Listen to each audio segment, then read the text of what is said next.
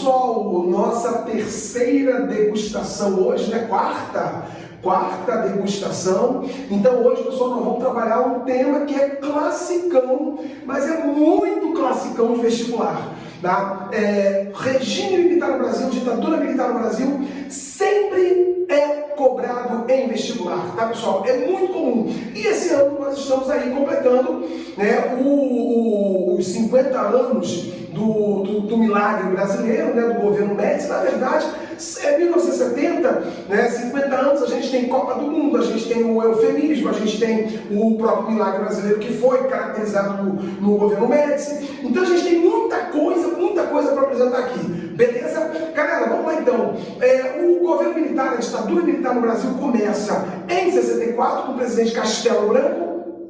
Depois do Castelo vem o Costa Silva, aí você tem o Médici, você tem o Geisel e você tem o Figueiredo. Portanto, você tem 5 presidentes na ditadura militar brasileira. Tá? O nosso alvo hoje, pessoal, é o milagre brasileiro. Então eu vou fazer esse recorte, vamos trabalhar o Médici e o milagre, assim como os seus desdobramentos. Mas galera, vamos primeiro à nossa ordem política. Vamos olhar aí na telinha, governo Médici, ordem política. Tá aí, pessoal. Caracterizou-se internamente por violenta repressão à oposição.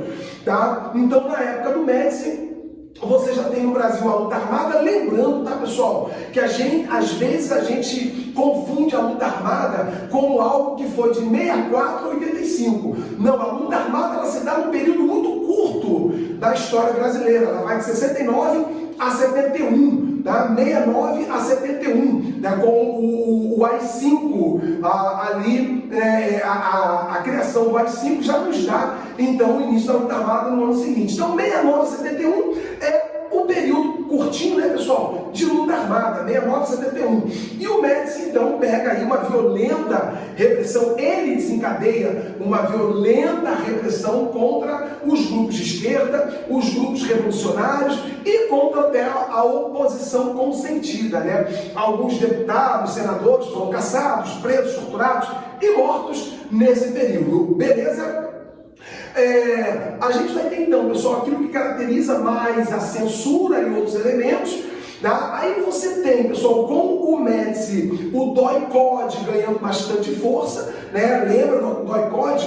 Destacamento de Operações Internas, Comando Operacional de Defesa Interna. E o CCC, Comando de Caça aos Comunistas. E ainda a OBAN, a Operação Bandeirante, que também foi uma operação de caça, né, de combate aos comunistas dentro do Brasil. Beleza? Então o Médici tem no campo político, né, o Brasil vivia o momento mais violento, repressor da ditadura militar. Vamos guardar isso, isso é bem importante.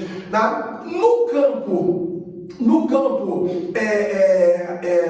campo do entretenimento, pessoal, a gente vai ter aí a televisão ganhando muita força no Brasil e o tricampeonato do Brasil, né? E o tricampeonato brasileiro, não esqueçam, vai ser muito usado pelo governo Médici, né? É quando vem aquela famosa frase: Brasil, ame-o ou deixe-o. Outra frase, né, que foi muito usada em campanha publicitária do governo foi a frase Made in Nosso, que é o momento que o Brasil atrai uma série de empresas internacionais, multinacionais, e o Brasil cresce bastante porque contraiu empréstimos no estrangeiro e com esses empréstimos, apesar de toda a corrupção que havia, esses empréstimos refletiram em grandes obras, como por exemplo a Ponte Rio-Niterói, né? Grandes obras aeroviárias, grandes obras de infraestrutura, então crescimento de algumas estatais. Então, na época do milagre econômico, por isso o termo, né, milagre brasileiro, milagre econômico, é ali que você tem o crescimento do Brasil, taxas altíssimas.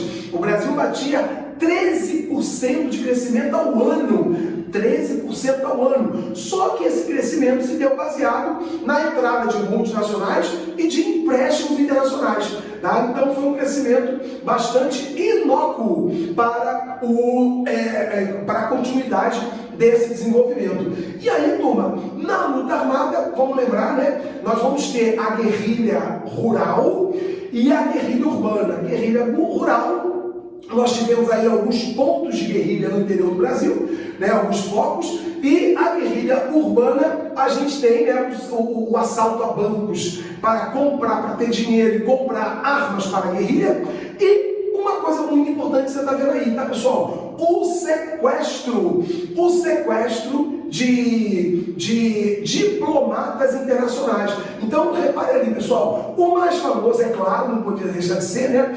O caso mais famoso é do Charles Burke Elric, tá? Esse aí era o embaixador dos Estados Unidos, né? Era o diplomata americano no Brasil. Mas tivemos o caso de Nobuo Okushi, que era do Japão, né? O suíço Giovanni Enrico Butcher, e tivemos o alemão Heinrich von Augsburg, tá? Então, esses embaixadores, esses diplomatas foram sequestrados e trocados por presos políticos, tá ok? Então o governo Médici, ele é marcado por esse aspecto importante.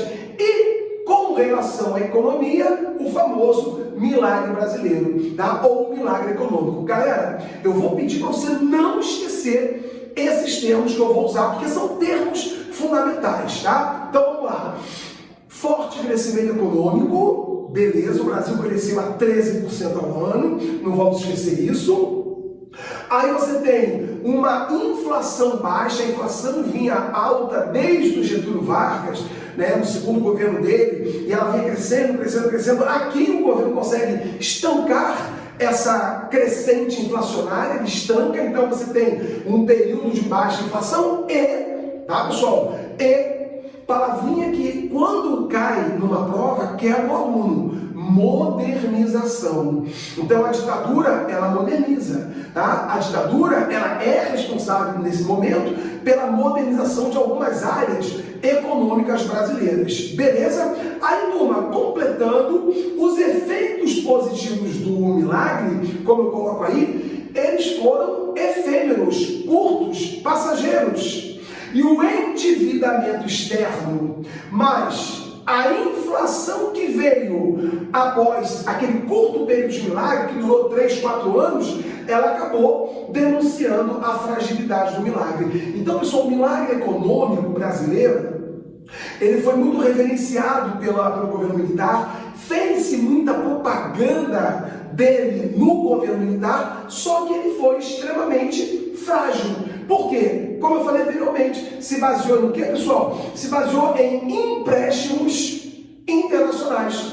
E aí você atraiu empresas multinacionais, mas você não criou uma base nacional de crescimento, como, por exemplo, criou Getúlio Vargas anos anteriores. Tá ok? Então há uma grande diferença aí entre o Vargas e o milagre econômico brasileiro, e também uma diferença grande com o JK, tá? O JK, mesmo o JK tendo uma linha parecida do ponto de vista econômico, o efeito do JK foi muito mais consolidado do que os efeitos do milagre. Então o milagre econômico, pessoal, ele foi extremamente frágil.